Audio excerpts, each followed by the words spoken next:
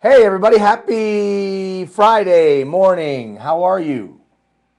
All across Alberta, from town to town to town, from hamlet to hamlet to hamlet. Becoming a community builder, this is a coach's session where we take the set down and we go casual for the day. Now, know this, we welcome all of you. But we got a problem. The problem is that everybody has the flu. I have the flu, Yvonne has the flu, Jeff has the flu so bad he couldn't even come here today. So what do? Well, we called the boss's boss. We called the big kahuna. We called the PM's office. No, we didn't call the PM's office. But we got the big boss here today filling in for Jeff. You say, who's that? The big boss, Gina Hill. Gina Hill is filling in for, there she is. How are you today? I'm good, thank you. Are you doing well? Yes, I am. Yes. How many of you know you get a little nervous when the big boss is in the room? You see, because Gina is, people always say I'm in charge. She's the president on the title, official title, president. So she's my boss. So the boss's boss is here today. So you know I'm a little nervous. So this has got to go extremely well. Ask a lot of questions because she's probably evaluating the whole thing, deciding if she's going to pull the plug financially on the whole program. Are you happy to be here? Yes. When was the last time you were on camera? 1985. No, that's true. I'm not sure. I got to tell you guys a funny thing. No. I got to tell this story. So Gina danced all over the world. She was a phenomenal performer. She was a dancer, and she danced all over the world, literally all over the world. She was a part of the oldest jazz dance company in the world, Gus Giordano Dance Company out of Chicago. And she danced in the States, and she danced in Asia, and she danced all over the world. And but what little known fact that people are not aware of with Gina is that she was the star of a North American-wide McDonald's commercial when she was, how old were you? I was like 13. 13 years old. She was the lead in a McDonald's commercial. And if you go to YouTube, you can YouTube. It's on YouTube, isn't it? Yeah. What's the title? It's called Great Year, but the hard part is it's titled Retro. Retro, yeah. McDonald's commercial. Retro McDonald's commercials. And she was the lead. She made like 75 grand. 75 grand, right? No, probably not that much. Well, you made a whole bunch of money. I did for that age. And you know what? And the funny thing was, when we met, she had none of it. Isn't that great, right? My kids see the video of her on YouTube, and they're like, Mom, you are definitely retro, dude. She's got really big hair. So that's something for you to do this weekend when you got nothing to do.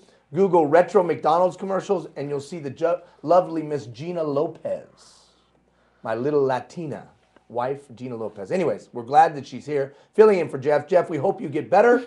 We hope you get better soon. We also thank Keith for stepping in and filling, and then Darla's here, and everybody's pitching in, and Yvonne's in the chat box, and Stephanie's flying around, and everybody filled in to help out with a little bit of crisis today with Jeff being sick, and we know he's going to get well soon. One other little piece of information that came to my attention just recently, and this is on a more serious note.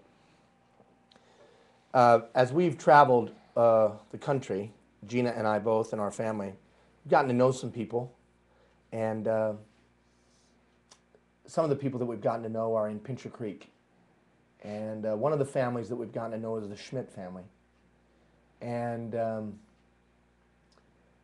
the patriarch of the Schmidt family, Miss Schmidt, Elaine Schmidt, is in hospital right now and going through a difficult time.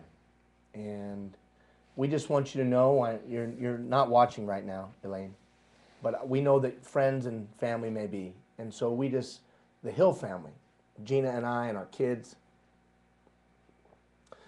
our thoughts and prayers are with you in this difficult time. And we know you're going to make it through it, Elaine. You're a phenomenal woman who's done incredible things there in Pincher Creek. And you are the matriarch, not patriarch, the matriarch of a great family. And so our prayers are with you, and our prayers are with Ron and Shalane and everybody else, and the kids, grandkids, and we love you. We love you. And it just came to our attention recently of the challenge that you're going through. So all of you in Pincher Creek, all of you throughout rural Alberta, this lady is a phenomenal lady. And we ask you, however you're inclined, if you believe in the hand of divine providence, then pray, pray, pray. If you have other worldview, and that's awesome, whatever you do, then send good thoughts and meditate on this lady, a phenomenal lady. And she's going through a physical health challenge, and we just need to hold her up in our thoughts and our prayers, and certainly the Hill family will be doing so. Okay, what are we doing today? Systems thinking. Holistic, big picture, proactive systems thinking. It was Archimedes that said, give me a place to stand and I will move the world. And that give me a place to stand and I will move the world really touched my life so many years ago. But not why you think, perhaps. Certainly that's a commentary on its surface of the human potential. Give me a place to stand and I will move the world. It's talking about the human capacity. He was not talking about the human capacity. He was talking about his fulcrum and lever.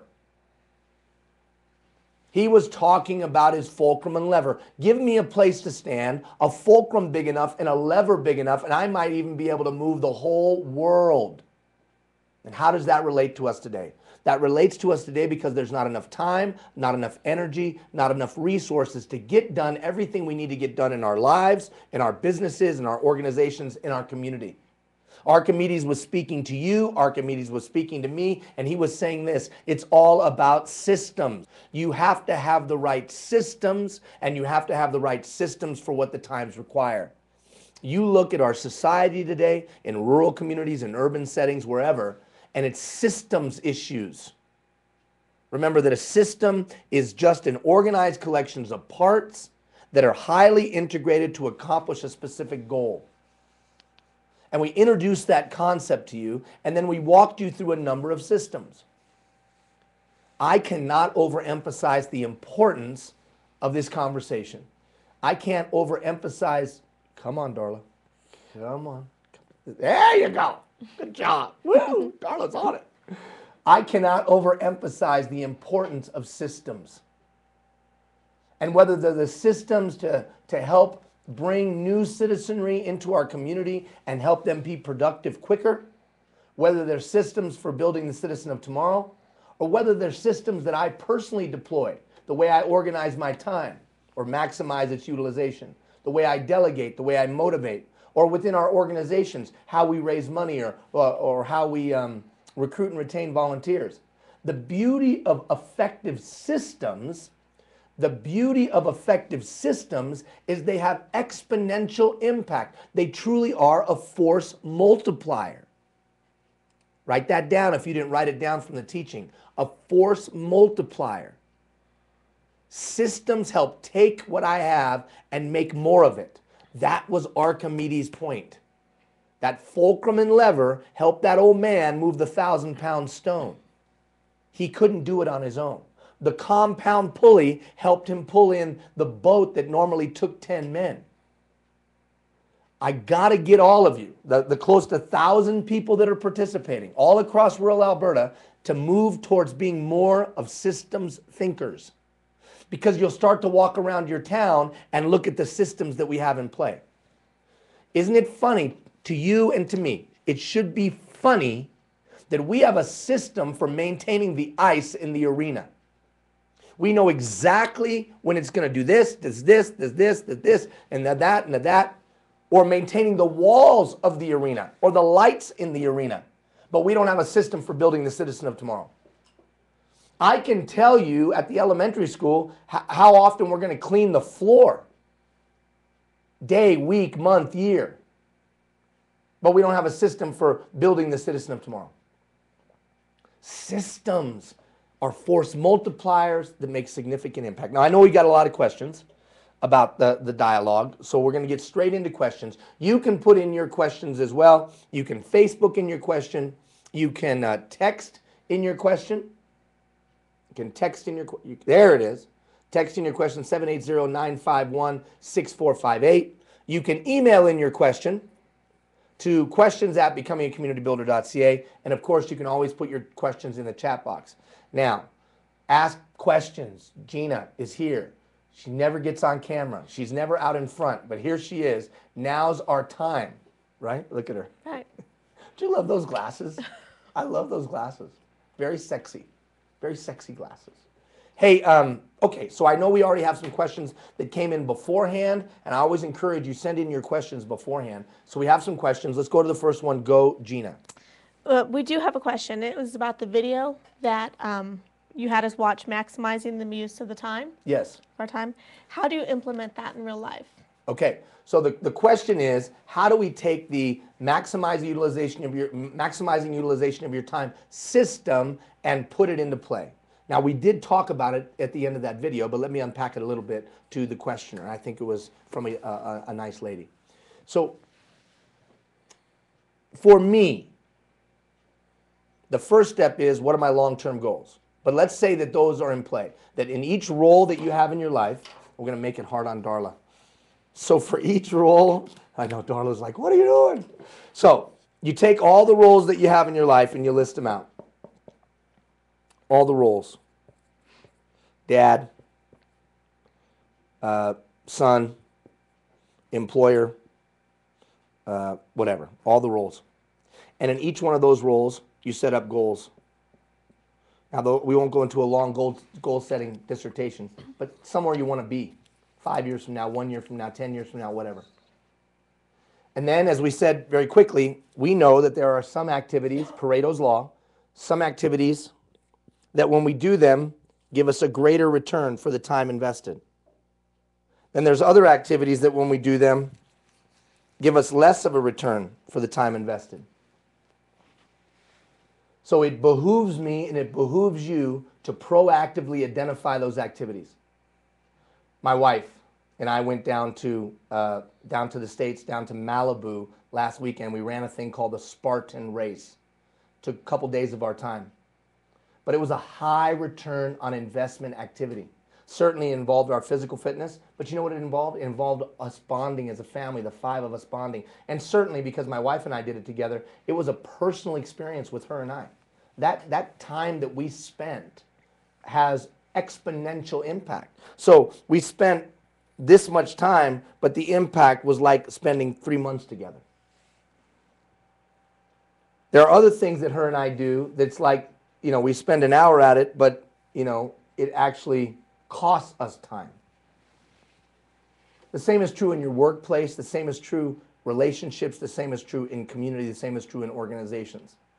What are those activities that give me the greatest return when I do them? Pareto said that 80% of the activities come from 20% of the effort. So wouldn't it behoove us to identify those 20% activities? So now back to the question, what do I do with it practically? So first, I have my goals and my roles. Then I identify those what I call high return on investment activities. High return on investment activities. Sunday night, early Monday morning, I'm going to sit down and I'm going to map out my week. I'm going to map out my week. So I've got Monday, Tuesday, Wednesday, Thursday, Friday, Saturday, Sunday, right? Map out my week. And I'm going to do assumptive planning. Now, what's assumptive planning? I'm assuming what's going to happen. So the first thing I put in is the high leverage activities. Those activities I know will give me the greatest return. The challenge is, for so many of us, the challenge is that so many of us are urgency addicted. So we put in the most urgent item that might not be important. But I would encourage you, take Pareto's advice and block in, utilize the technique of time blocking, and block in those activities that give you the greatest return. If you're a salesperson, let's say, well then the activities is business development, sales calls, even though they may not be the thing you might want to do the most. So we go in and we take the high leverage activities and we block them in. Block them in. Block them in. I call it making an appointment with myself. You rarely blow off an appointment with another human being, but you blow off the things you know you're supposed to do all the time. It's because you don't make an appointment with yourself. to do the high return on investment activity because you get sucked into the urgent. The phone rings, you pick it up and answer it. Maybe the best use of your time at that moment is to let it go to voicemail. So oftentimes I let things go to voicemail because I'm not ready to talk about that subject. Well, that's kind of rude, Ian. Well, wouldn't the person on the other end of a line appreciate it that when I called back, I had all the information that I needed in front of me to have an intelligible conversation? So I'm trying to move away from being urgency addicted. Or how about email? Some of you sit your whole day and as an email comes in, you answer it. Email comes in, you answer it. Email comes in, you answer it. And you get to the end of your day and your day feels like, I worked my butt off today. But then in the totality of your life, what did you actually get accomplished? Nothing. But you worked your butt off. That's because that email comes in and you urgency addicted, you feel like you must instantly respond to it. And I would suggest to you that you don't. Well, then how do I handle the email? Well, once you have your big rocks in play, utilizing an assumptive approach, in other words, those high return on investment activities, then you block in appointments that you know have to occur. You have a meeting, whatever. Then you block in the things you know have to happen every day. Like what? Like email.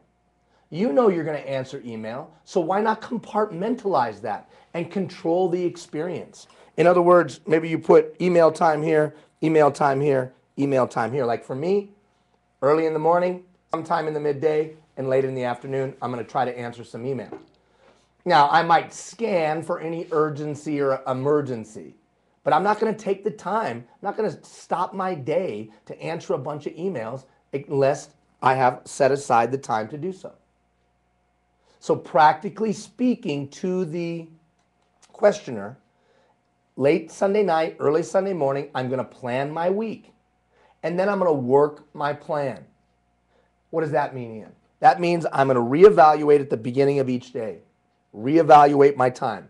Okay, I'm supposed to do this, I'm supposed to do that, I'm supposed to do this. Has anything urgent come up? Well, what about a to-do list? I don't agree with the to-do list, like I said in that video. I think you should have a to-do list for the week, not necessarily a to-do list for the day. A to-do list for the day sets me up to feel like crap at the end of the day because there's nothing more burdensome than an uncompleted task. An uncompleted task weighs us down. So what I look at is the week.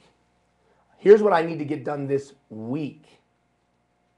And if you start to think proactively, you begin to set aside time for those things that you know the deadline 2 weeks from now, deadline 2 weeks from now. Because I look at each one of the roles in my life and I make sure I set aside a little bit of time for each one. Time is a perishable commodity. It's the one thing that winners and losers have in common. A to-do list isn't going to allow you to maximize the use of your time. This is fundamentally different than time management. Time management is let me organize myself. Maximizing the utilization of my time is let me put in an hour and try to get 8. Let me put in 2 hours and try to get 9. Just like with money, I want to invest it and get a bigger return. So I'm going to do the activities that give me the greatest return. So to the questioner, sit down Sunday night, early Monday morning, I map out my schedule, then I work my plan. At the beginning of each day, I go through what the day looks like. If my day went to crap, how many of you ever had your day go to crap? My day goes to crap, then I can look later in the week of where I could plug in some of those activities. So a week doesn't go by that I don't do some of my high return on investment activities. I'm trying to make sure a week doesn't go by that I haven't done some of the activities or those activities that I know provide me the greatest return. I'm going to give you an exercise, even though we're going into the holiday, I'm going to give you an exercise next week where you can track your time. Time matrix. Tracking your time. If you haven't done that exercise, I strongly encourage you to do so. Now, for some of you, you don't need it. For some of you, you don't need it. And that's fine. But for those of you that this would be relevant, take that time matrix email that you get and do the exercise, tracking where your time goes. Where's it going now? And then look to implement the strategy. I don't know. Did I answer the question, you think? I think so. Okay, what's the next one? Well, it's It's a question and a comment by the same person in the chat box. Okay. A system is designed, built, and operated to serve a purpose. Right. If the existing system is meeting needs, why build a different system? Agree. That absolutely. If the system works, if the system is meeting its intended outcome, why change the system? The question that has to be continually asked, is that the case? Is the system relevant? Like, I'll give you an example. Ball fields. Ball fields? Yeah, baseball fields. Baseball diamonds. Baseball. So many communities are putting time and energy into baseball diamonds. But we all know that sport is on the decline. I'm not against baseball. Bernie Pfizer right now is freaking out. I'm not against baseball. But that system of baseball and baseball diamonds and the like, maybe we should be putting time and energy into the skate park. Because the baseball diamond, the skate park, the arena, the whatever, they are meant to help develop the citizen of tomorrow. But if participation is going down, that could be an indication it's no longer relevant. So the key to determining whether the system is still relevant is having clearly articulated indicators that would give us some sense of this still works or it does not. Now you say, well, that baseball and skate park thing's a bad example. Really? Really? Isn't the purpose of having community assets or community amenities to ensure that they're developing the youth? Well, participation is kind of a prerequisite for youth development. If no one's playing, Darla, or nobody's involved, then we're not developing. So as I look at the systems that we're deploying, as long as they continue to meet the objectives that we proactively laid out, then yes, don't change the system. That would be foolish. But the key is continuing to check. Is it still relevant? Is it still relevant? Is it still relevant? Now, one last thought on that question. Well, now I lost my train of thought. Shoot. It was going to be really good, too. Dang. Sure it was. It was going to be really good. Now, hold on. Just give me a second to think what it was going to be. Systems, relevance. Oh, okay. Remember in the handouts, I had a thing that said, if any part of the system is misaligned or broken, the system will fail. So maybe the system is really, really good, but we're not executing. So when you sit down to do the evaluation of the relevance of the system, it may still be relevant, we're just not executing very well. Or we may be executing the system perfectly, but it's the wrong system. If every one of the 1,000 people that are participating in this program started walking around their communities with system lenses on and started looking at the holistic totality of their community and how public works integrates to recreation, and recreation supports health and wellness, and how health and wellness supports education, and how all of those things tie together. My bet, I'm betting on one of you coming up with a better system. And the beauty of today's day and age is we can take that better system and share it with rural communities all across the country and beyond. If just 5 of you in each one of the communities participating got better at systems thinking, we would see exponential impact and improvement. Because systems are force multipliers. But back to the original question that the person in the chat box asked. You're right. Don't be going and just changing systems to change them. If they're working, then you'd be a fool to change them. Next question. Well, he also commented, the same person already also commented, if it ain't broke, don't fix it, is a prevailing sentiment in rural Alberta. Yeah, but whoa. There's a difference between if it ain't broke, don't fix it, and ignoring the current status of some of our situations. Just because someone doesn't want to get off their big fat couch and do a little bit of work doesn't mean the system's working. And just because the shop owner is making an okay living, so he doesn't want to clean the front of his store, or he doesn't want to spruce up his inventory, or he doesn't want to work harder, a little bit harder, but his decision economically impacts the rest of the shops in downtown, our downtown core, however big or small our downtown core is, doesn't mean it shouldn't change. And you and I both know in a lot of rural communities, that's what we have. We have guys and gals that have said, hey, I'm doing okay. Come on, I get to go down the States 2 or 3 times. I get to go when I spend where I want to go, or spend money when I want to spend it. I'm doing okay. I don't need to work any harder. So don't come around telling me I need to change. You and I both know you've come across that attitude. That doesn't mean the system's working. It's like the guy who told me, but things aren't that bad in education, or things aren't that bad for our kids. And then I walk into the high school and I ask the kids, how many of you know somebody whose life has been negatively affected by drugs? And every single high schooler's hand goes up. And every single high schooler's hand is raised.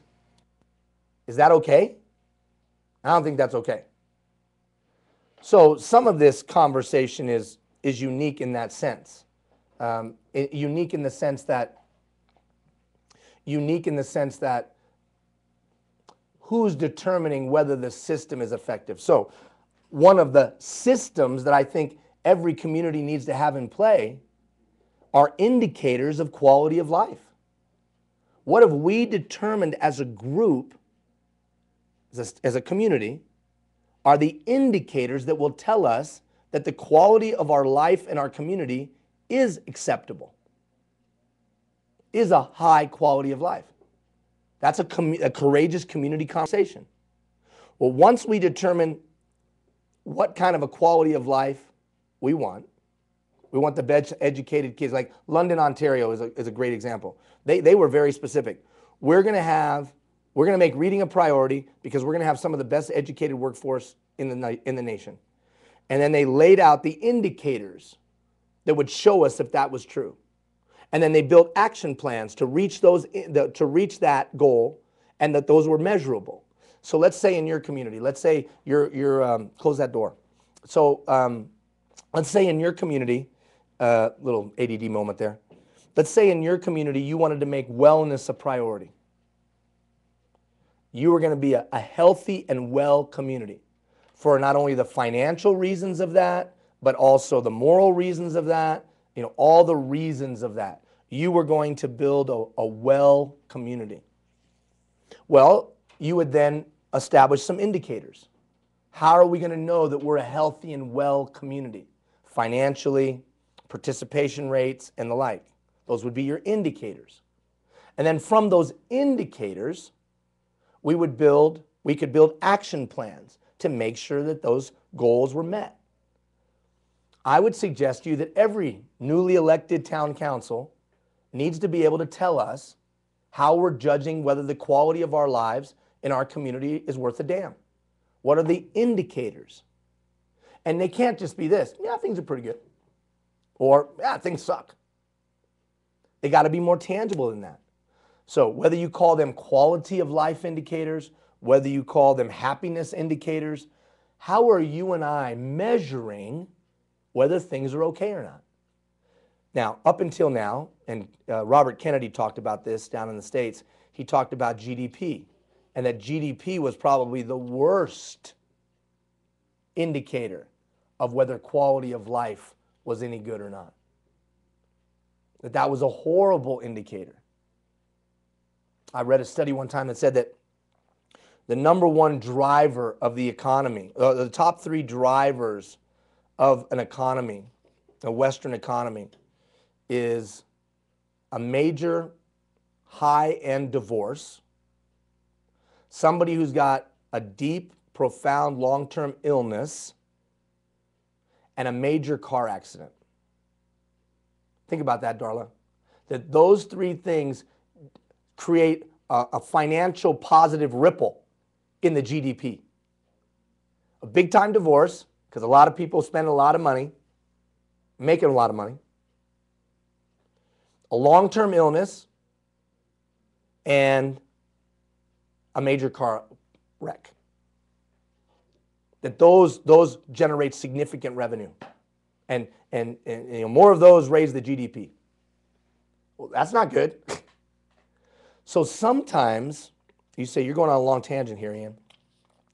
Sometimes the "it ain't broke, don't fix it" is attitudinal. So what are the indicators? What is the system that Pincher Creek is using to measure if we're on the direction we want to go? Or what is the system, the indicators in Delburn that would tell us of the quality of life? Or the indicators. So that courageous community dialogue starts with, just like the time conversation, what do I want it to be? Where do we want this thing to go? What do we want it to be? What's it look like from an economic standpoint, from a moral standpoint, from a social standpoint? And what would be the mile markers or the indicators that would tell us if we were there or not? Once that framework is in place, that acts as our scoreboard. And that scoreboard, then we look to see if it's still serving us well. And as those indicators are being met. And it's also easy then to make resource determinations. Where are we going to put our money? Where are we going to put our energy? Where are we going to put our time? Now, I've taken a long time on this but it's an important system. It's a very important system. Do you or can you tell citizenry what we're going to be like in 10 years, or what quality of life means in Delburn, or quality of life means in Hannah, or quality of life means in Ponoka or Rimby or Lacombe? What does it look like? And what are the indicators that would tell us? Is it graduation rate? Is it teen pregnancy? And then you put those indicators out every year. Hey, we're on track, or hey, no, we're not. And then we can build action plans accordingly. All right, I know that we had another question. I have one here, Gina, so hold on, I have one. The delegation matrix, how would I implement that? Okay, so last time we were together, we talked about the delegation matrix. So I think one of the most important systems that a leader can have today is a system for delegation. There's a lot of discussion about delegation. We go on and on and on about delegation. But I think that it's one of the most important tools you can have in your toolkit. Why? Because delegation is a force multiplier. There's only two ways to get things done. You're going to get it done, or I'm going to get it done. As a community builder, you must be a great delegator, because it's a phenomenal way to marshal human capital. If I have 5 people, 10 people, 20 people, 1,000 people that I'm responsible for, trying to get them in alignment. Remember, we talked about alignment, right? Trying to get those people or the community into alignment. Alignment, alignment, alignment, alignment. Trying to get people into alignment. Trying to get this arrow to give their best time, talent, and treasure. One of the impediments to doing that is clarifying what you're going to do and what I'm going to do. How many of you ever been in a nonprofit or a volunteer situation and it was chaos? Why? Because there wasn't clarity on what you were going to do and what I was going to do. And so we lose volunteers and we lose participants because they don't have a positive experience. Or how many of you have been in a workplace and there's frustration and stress in the workplace because there's not clarity on what you're going to do and what I'm going to do. And oftentimes we as leaders take more on ourselves than we could possibly handle. Why? Because followers screw things up. Because the people we're responsible for leading blow it. They misplace a file. They don't return a phone call. Or they go and do something that they don't have the capacity or ability to do. Conversely, oftentimes followers don't get the support that they need. The boss is around when they don't need to be, and the boss isn't there when the followers desperately need them. So I think you must proactively establish a matrix that clarifies what you're going to do, what I'm going to do, and what's in between. And it has to be nothing but proficiency based. So the last time we were together, I talked about this delegation matrix. Your question, and it was a longer email, but your question, to summarize, was, okay, how do I implement that? What would I do? So here's exactly what I would do to implement this with people that either in a work setting or a volunteer organization or however, people that I'm responsible for report to me underneath my purview, direct reports. I would sit down and do the following. First, I would say to them, I'm sorry, I have not led you as well as I could have because I haven't brought clarity to what you can do on your own, what I'm going to help you with, and what's in between. Which means that there's been times when I've micromanaged you, and I shouldn't have, because you knew what you were doing. And there was other times when I wasn't around and you needed my support because you weren't completely clear on what you needed to do. That's going to stop today. That would be my opening statement. Why? Because they're going to be more likely to be open to your new approach when you say you were wrong and that you were going to change. Then I would take everything that that person does and is responsible for, and I would list them. Everything. And as we said the last time we were together, I would then break them into 4 categories, all based on proficiency, all based on proficiency. If they're highly proficient, maybe even have mastered, then that's going to go in act on own. Act on own. You've mastered this. Go. Do. If they lack proficiency, then it's ask and recommend. And then if they're fairly good at it, it's act and report immediately. If they're pretty good at it, then it's act and report periodically. We talked about that. But what makes the thing work, once you have that clarified, is it must act as a covenant. It must be a contract between the two of you. So, for that contract to be effective, it has to be regularly revisited. What do you mean by regularly revisited? What that means is every 90 days or so, we look at it. Has the person grown? Has the person gotten better? If the person has grown or gotten better, then we want to move things. So in other words, if this item here, they were ask and recommend, but they've gotten more proficient at it, then you might move that to ask, act, and report periodically. So if they were ask and recommend, but they've shown some proficiency, it might move then to ask and recommend, act and report periodically. Act and report immediately, So if they're an ask and recommend, they get more proficient, it might move into act and report immediately, or even act and report periodically. Now, why is that so important? Well, look what it does for you. You as the leader have helped someone grow from having to come and ask you questions to do it, to being able to, at some level, do it on their own. So I revisit it every 90 days. Now it might have to go the other way. So they've been acting and reporting periodically, but it hasn't gone well over the last 90 days. So you're going to bring them to act on or ask and recommend. Why? To coach them a little bit. To coach them a little bit. To ask them to review it with you before they go do it to make sure they're doing it well or make sure their thinking is sound. I'm telling you, man, this is critical. So critical in today's day and age when the problems are too multifaceted and too challenging and there's just way too much for you to do. Utilize, to the questioner, utilizing this delegation matrix or something like it will just free up your day. If you combine the maximizing the utilization of your time philosophies, the concepts, and then implement that, and this delegation matrix, I promise you, you will pick up 4 hours in your week.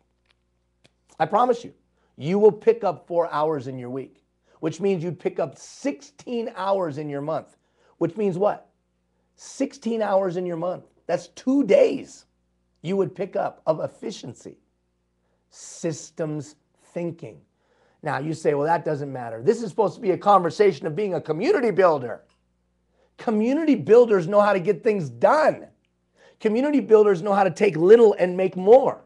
Community builders know how to bring value to every conversation they're in every room that they sit in. So a community builder would be able to walk into a board of directors and make it more efficient because they would set up proper delegation strategies up and down the organization. And the organization would have less stress, be more impactful, and it would draw in more volunteers because it was better run. Organizations walking around why they have no volunteers and no funds is because they're crappily run. They're run like crap. And in today's day and age, people don't want to be a part of something that runs like crap. Why are you so adamant about it? Why are you so animated? Because then they don't do their vital and important work in the community. then kids don't get fed, or arts doesn't happen, or whatever. Because the people in charge don't know how to run anything.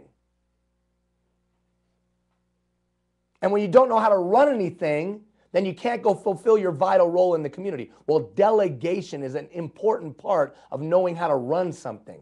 And so then me, the volunteer who comes to put in a little bit of time, walks into a mess. Nobody knows what to do. So I go back home and sit on my couch, and then you blame me for being apathetic. Bull crap. You blame me for being apathetic. When I say me, I mean John Q. Public. I wanted to come. I wanted to volunteer. I wanted to put in some time, but it was run like a piece of junk. And it wasn't a fulfilling experience for me. And then you yell at me and say I should live up to my civic responsibility and come and volunteer. Well, not today, I won't. All right, next question. All of a sudden, Gina's like, holy crap. I picked the wrong day to be on the set. You know why? Because this stuff isn't brain surgery. Kids are dying. Figuratively and sadly, literally. And if we don't have phenomenal systems in rural communities, the rural community will die. And phenomenal systems on a macro level start with phenomenal systems on a micro level. I got to have phenomenal systems for my own mental health. So I would tell you this, a great delegation strategy is a mental health strategy. Because it reduces frustration, it reduces stress. And the principal cause of stress in the workplace is poor leadership. Go. We have somebody wanting specifically for... Oh, Mike. Turn your mic on. Sorry. Mrs. McDonald's, big time. You have your mic on. Come on, you're the big time performer. I'm the amateur. Go ahead. Okay. How many of you, hold on. How many of you know for a fact I'm so done after this broadcast is over? I'm so much in trouble. But as long as we stay on the air, I'm safe. But as soon as we turn on the camera, whack, whack, whack. Anyways, go ahead. We had somebody earlier ask this question, Okay. so you may have already addressed it.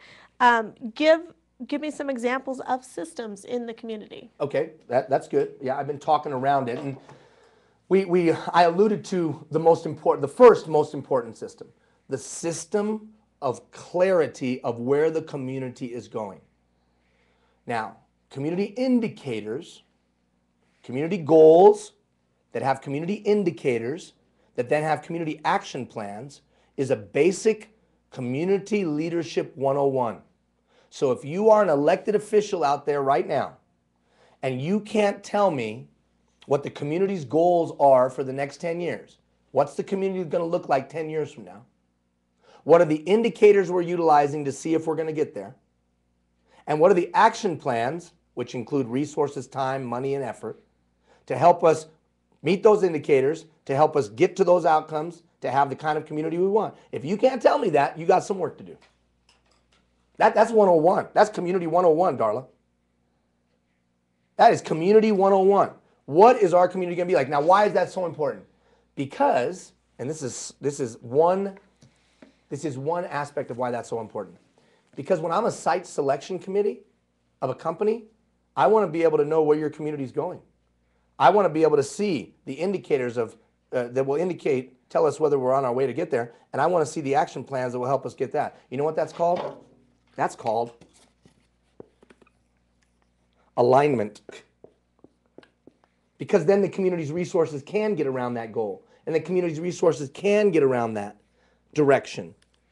But without the, here's what we're going to be like in 10 years, and here's our differentiating factors as a community, and without those indicators to tell us whether we're getting there, how can we build some action plans? How can we spend money wisely? How can we spend time and energy wisely? We can't. And how can John Q. Public get in line? They can't. So that would be one of a system. Here's another one. What is our system for building the citizen of tomorrow? I've alluded to that many, many times. Have we taken all community stakeholders who are involved with the development of youth, and have we given them a focal point to head towards? A focal point. to head towards. What does that mean?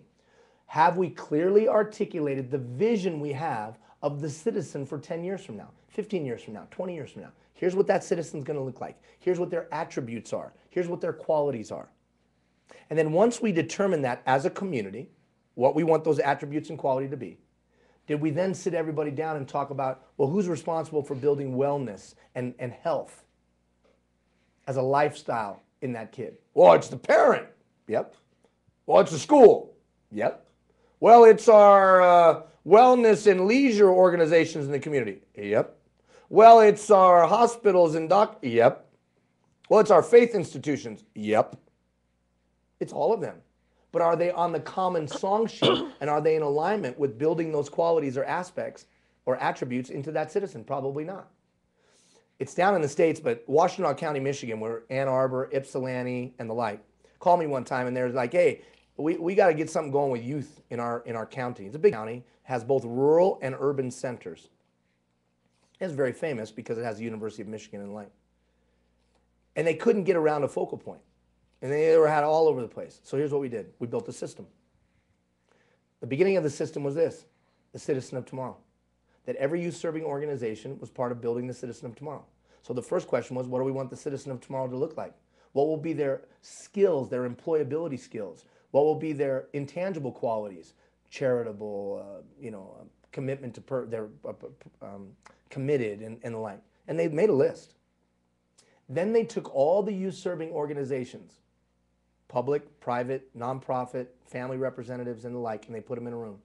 And they said, okay, how are we going to make those qualities a reality 10 years from now? What systems will we put into place? And then they took, and this was really cool, then we took all of the indicators, graduation rate, teen pregnancy, drug use and the like, and laid them out over the county. And then we took how all the money was spent and laid it out over that. And we looked for gaps. And then we said, okay, if you do hockey great, then you do hockey for the region. If you do soccer great, you do soccer for the region. And as long as you continue to do it great, we'll continue to give you that opportunity. As soon as you don't do it so well, then we're going to give it to somebody else. And they were able to do that because the county had funding that they were giving out. So they leveraged everybody to the table. Now, I'm not saying that's what you should do. I'm just saying this. They actually had a system for building the Citizen of Tomorrow. And everybody was in alignment. Everybody was in alignment. Eastern Ontario, another great example, they made their competitive edge, Eastern Ontario School District, Eastern School Board, in Eastern Ontario, huge school board, huge, in geography, not necessarily students, but just really big. They lost a bunch of timber mills, they lost a bunch of stuff. So they said our competitive advantage is we're going to have a 90% graduation rate. And then they built systems to have a 90% graduation rate. And the theory was if they could tell the world they had 90% graduation rate in their region, that would attract businesses. And you know it's worked. Google it. Google it. It's worked. And it brought people into alignment. Here's another community system. How do we bring new people into our community? I don't mean a welcome wagon, although the welcome wagon is pretty good. See, the welcome wagon is just a sliver of the system of bringing a new family or a community member into our community. It's got to happen both organically and structurally. The sooner I can get a newcomer to be responsible tax-paying contributor, the better for me and for you. And whether that newcomer is from Mumbai or Manila or that newcomer is from Newfoundland, I got to get that newcomer up to speed as quickly as possible and get them involved as quickly as possible. I've got to integrate them into my community as quickly as possible. In some communities, that takes a year, 2 years before that person has a job. In other communities, it's right away. You know the reality of Alberta. But my point is, the more effective and efficient that we can integrate those systems, the better. Because remember, a system is just an organized set of parts that are highly integrated for a specific task. So you sit down and think about between your governmental entities, between your businesses, between your faith institutions, and your educational institutions. Are they all in alignment with getting a newcomer in your town up and rolling faster and more efficiently and more effectively? And if the answer is no, then I think you need to take a look at that system. Those are some examples of community system. What's another one? Poverty. How do we move families out of poverty? Do we have a continuum of care? Senior care. Do we have a continuum of care? And so on and so on. These are all systems. And the funny thing is, the cumulative of all those systems is quality of life. It's quality of life. People move to towns that have really cool systems, that are really efficient and really effective. People move out of towns where the systems suck. Go. Got a great question. Somebody needs advice. Okay. When you're the volunteer or peon in an organization, how do you tell your leader it's time to reevaluate and update old or broken systems? Yeah, that's a tough one, right? That's a tough one. How do I get somebody who built the system to realize the system is no longer relevant or effective, right? The system is no longer relevant or effective. And you, first of all, you're not a peon. Let's just get that word out. There's no justas. The fact that you're a volunteer in the organization means you're the most important aspect of the organization. So this is a little longer strategy, but it's the most effective because you're dealing with the human dynamic. So the human dynamic is this, that's at play. Hey, I built that system. What the hell are you talking about? That was a system I created. Or that's the system we've been using for 20 years. The only way you're going to create that change is what we talked about during Agent of Change. You must build a trusting relationship with that individual. People will not change unless they trust you, the change, the process. People will not change unless there's trust. So to answer your question, although you may not agree with this, I know it's a nebulous response. I don't even know if that's the right word. It's a nebulous response to your question. The first thing you got to do is go build trust with that individual. To soften the edges of what they could think was pointing at them saying, you're wrong. So it's building that trusting relationship. Once people know that your motives are pure and sincere, they'll be more open to talking about changing the system. How do you do that? The 100 cups of coffee. So if you don't know what I'm talking about, just look on the right-hand side over here, on the right-hand side of this portal, and there's 3 emails and a bunch of information on how to go build that trusting relationship. If you want somebody to change the system that has been deeply entrenched, the only way to do that is first build trust.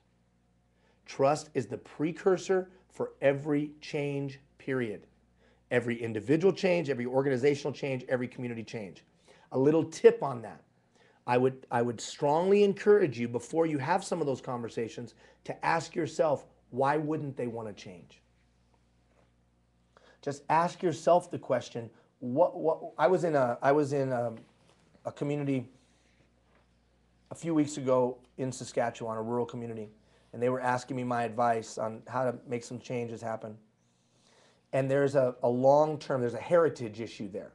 You got some people that are from a certain heritage that have been around for a long, long time, and you got a whole bunch of people moving in. And the people that have heritage a long, long time are starting to lose their power. Their places that they used to hang out don't have any money anymore. The places that they used to call their own, there aren't anymore, and they're just losing. They perceive that they're losing control and power of what was their community. So trust me, they are like this, dude. They are like this. They aren't happy because it's their heritage they think they're losing. Well, as soon as you think you're losing your heritage, man, you start fighting. So all these people are screaming, change, change, change, change, change. And all these people are screaming, to hell we will. Because you're talking about us giving up generations of heritage. So my advice to both groups was this. Y'all need to build some trust. Because I don't think anybody wants to get rid of the heritage. It's what makes the place special and unique. And frankly, it's what attracted a bunch of these people. We're just talking about improving some systems to be more relevant in the 21st century. So, step number 1, make sure that you're working to build trusting relationships. Step number 2, talk in systems language, not in personal language. Disconnect the people from the system. although that is hard to do. And then finally, make sure that after you've done that trust building, once you've disconnected, that you can talk intelligibly about what some quality systems might be. And that goes back to that 15 minutes a day at the University of Google that I've talked about before. Make sure that you have some knowledge of what some other systems out there. So, okay, you say our system is not what it needs to be. Gina's sick too. Everybody's sick. You can hear her coughing in the background. So it's one thing to say this system isn't what it needs to be. It's another thing to say, and here's the research that I've done of what some other systems might look like. But I wouldn't do any of that till people know that your heart is pure and you've gone and had those cups of coffee and people know that you're sincere. Remember, it's about building those trusting relationships first, then trying to go and implement change. Go, Gina. Remember, I told you guys in the thing I emailed, we're going to 110. So I still have 12 minutes because I knew we'd have a lot of questions. Go. Excuse me. A little bit of change of subject. When will the info for fundraising and volunteer recruitment be available on the website? Okay, so systems, right? Man, you might need to go get a sip of water or something. Or go get a Sorry. It's okay. It's all right. Go get some water. Okay, so we wanted to give you a ton of systems. And then you were going to pick out the systems that would be most relevant to you. So on the website now, I think there's the system on delegation, there's the system on motivation, there's some, management or leadership system tools. Next week, we'll put up the systems for volunteer recruitment and retention, for fundraising for a nonprofit organization. I'm also going to put up a system for gathering thoughts, ideas, and concerns within a business or an organization. How do I gain feedback and then do something with that feedback? How do I go get people's thoughts, people's ideas, and people's concerns, synthesize those, take the best or most important, and then go do something with them? Now, what's funny is, for those of you that are formal leaders in a community, elected officials, CAO, whatever, that system that I'll lay out for you that you could use in an organization is the same system you could use in a community. Like in your community, what systems are you using to gather thoughts, ideas, and concerns from residents? There's a lot of talk about ratepayers versus citizens. Ratepayers versus citizens. All the systems that I'm going to give you next week for engaging volunteers, recruiting, retaining volunteers, fund development, or how to get, thoughts, ideas, and concerns. All of them look to move people to greater ownership of their situation. Ratepayer versus citizen, employee versus partner, volunteer versus stakeholder. So we want to move people into a greater sense of ownership. And each one of the systems that we'll lay out next week will do so. Look around Tuesday or Wednesday. They'll be up on the website. All right. What else? We do have one last question. One last question with a few minutes to go. It's important too. I'm having trouble thinking of what my commitment should be. Help. What my commitment should be, help. Some of you are saying right now, what is that? What's that questioner even talking about? Ha ha! Now, I have to be honest with you. I'm a little disappointed. Disappointed? I'm a little disappointed.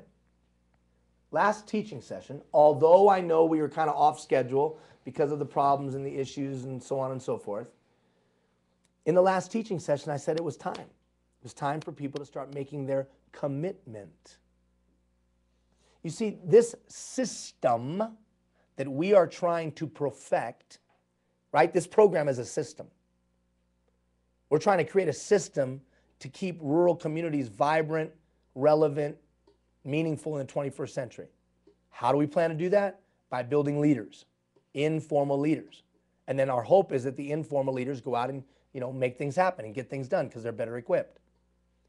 So in our system, one of the key components is that every participant makes a commitment of what they are going to improve on for the balance of the program. So we give you 5, 6 weeks, whatever it is, 7 weeks, 6, 7 weeks to get your feet underneath you. And then for the balance of the program, you pick out something and commit to it.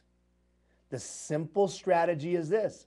If close to 1,000 people in rural Alberta commit to doing something personally, commit to doing something in their organization, commit to doing something in their business, commit to doing something in their community, if they make a commitment to do it and then follow through, the cumulative impact of that is better communities, a better Alberta, better Canada, better world. Well, what do you mean make a commitment? What are you going to get better at? Well, get better? Who's to say I need to get better? If it ain't broke, don't fix it. You don't need to be sick to get better. If you don't need to be sick to get better. If you always do what you've always done, you'll always get what you've always got. So if you're not completely satisfied with your personal life, if you're not completely satisfied, don't look at me with not completely satisfied with your personal life. She looked at me like, well, you know, I've been thinking. None of that. If you're not completely satisfied with your personal life, if you're not completely satisfied with what's going on in your workplace, in your volunteer organization, or in your community, then something has to change. Something has to change. So the simple premise here, if you don't know what that question was about, is that you're going to pick out something. Yeah, you're getting this freaking program for free, dude. For free. Through the support of some community sponsors and through the support of my company, my wife and I's company is paying for this. Trust me, we ain't making no money on this. So you're getting this thing for free. The only thing we're asking you in return is to make a commitment. Why are you so upset? I'm upset because nobody's made commitments. We've got like 10. How do I make a commitment? Put it up on the screen there, Keith. So it's commitment.becomingacommunitybuilder.ca. Commitment.becomingacommunitybuilder.ca. Commitment.becomingacommunitybuilder.ca. And you make your commitment. Now that gets me to the question. Remember, I told you we're going to 1:10, so I still have 6 minutes. So that way, my whole lead up was so you understood why the commitment is so important.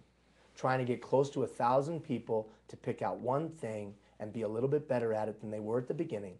Cumulative effect is better community, better Alberta. So the commitment, what should it be? Well, go back a little bit and remember a couple things. Remember I asked you at the beginning to write down the name of 3 people whose lives would be better if you got better at something. And whether they were employees or whether they were volunteers or whether they were in your own house. Remember I asked you, who are the 3 people in your life that if you got better at the end of this 15 weeks, their life would be better? So to the questioner, what would it be that you could do or get better at that would make their life better? Is it your communication skills? Is it your anger management? Is it that your time management, maximizing the use of your time? Or if those 3 people were employees, is there some systems that you could create? So think of the lens, think through the lens of how could I positively impact their life? And what steps would I take, could I take that would improve their life? That could be one of your things that you want to get better at. Here's another one. Remember I gave you an exercise. I asked you to send out a survey. Remember that? I asked you to send out 3-question survey. What am I doing right? What am I doing wrong? Suggestions for my improvement. If you could send me back to school, what class would you make me take? You know what? You want to know what your one thing should be? Probably one of those responses or a couple of those responses that correlated to one another of what am I doing wrong? Suggestions for my improvement. Pick that out as your one thing. That can be your one thing. Those more relate to the personal leadership. What about in organization or community? You might think of legacy. We've had people make some incredible commitments. We had a guy in Hamilton, Ontario a number of years ago who committed to starting a youth center. And guess what? A year later, there was a youth center. Up in Fort McMurray, when we did the beta test of this program, we had people that committed to becoming elected officials. Guess what? They're newly elected officials right now, both on school board and city council and regional council. Isn't that amazing? We had people that just committed to this. I will put down my BlackBerry iPhone, whatever he had, and spend more time with my kids. So whether it's community, I will start a youth center, or whether it's personal, I will be a better dad, a better mom, a better husband, a better wife. I don't know what your commitment could be, but I would use those filters or I would ask myself those questions to lead me to my one thing. One of you emailed me and said, I have so many things.